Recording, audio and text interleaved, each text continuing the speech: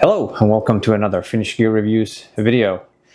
Today we're going to see what the Finnish Defense Forces were up to in the month of January of 2025. We had 4 separate traffic incidents, thankfully without injuries. So these are different vehicles of the FDF that have driven off the road, and they have all ended up in a ditch. So I hope that Patria will be removing the ditch magnets from any future vehicles that they provide to the Finnish Defense Forces. We also had 3 Finnish peacekeepers that were wounded in Lebanon after an explosion. The explosion was for an unknown reason, and 3 out of 4 peacekeepers in a vehicle were slightly injured. But they were thankfully able to return to service after a medical checkup. For procurements, there is a company by the name of Forsit. They are investing 200 million euros to build a TNT factory in Finland. Production of the TNT is starting in 2028, and the majority of the production will be for export. The FDF has signed a new contract with Saab in order to extend the simulator CASI use until 2028. The investment is for 17.85 million euros. And this simulator is where you place basically these laser beams on your weapons, and you wear these receptors on your body in order for the simulator to be able to call hits.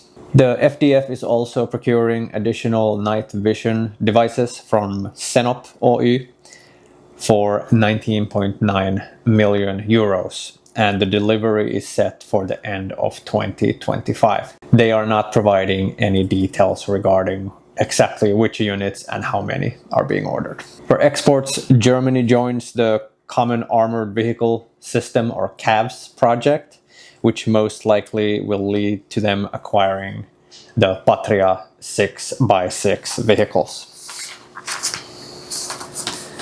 Also related to the same vehicle, Patria and Babcock International Group have signed a memorandum of understanding to present the Patria 6x6 vehicle to the UK Armed Forces.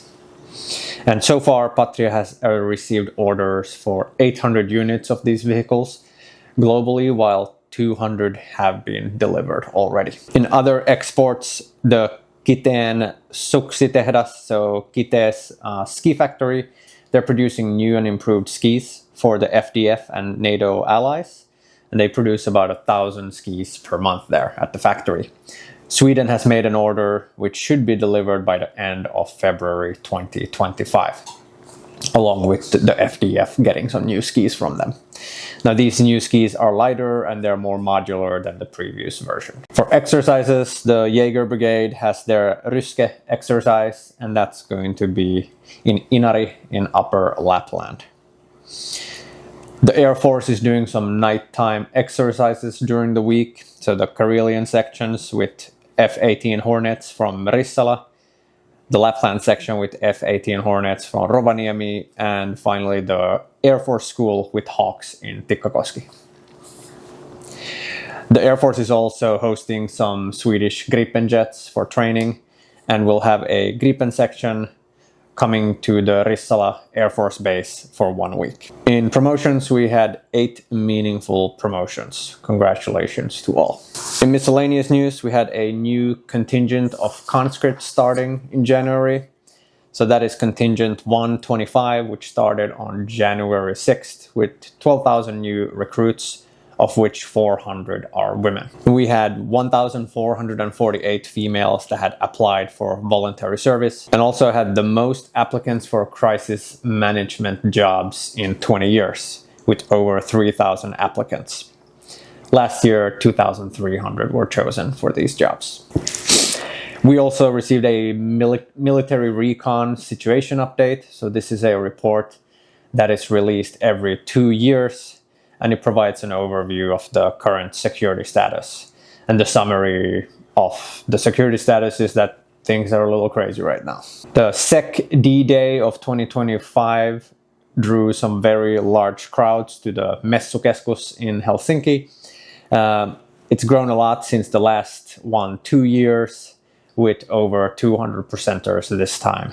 And listening to an interview by Mighty Finland, there were dozens of other presenters and companies that wanted to attend, but they did not have space for it.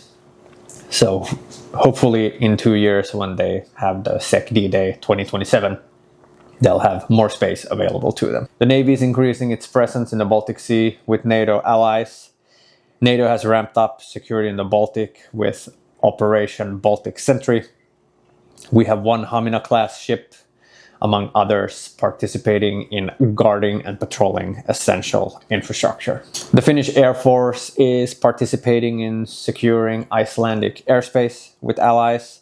The Air Force is sending 4 F-18 jets and 50 soldiers to Iceland and will operate out of the Keflavik Air Base for 3 weeks in February.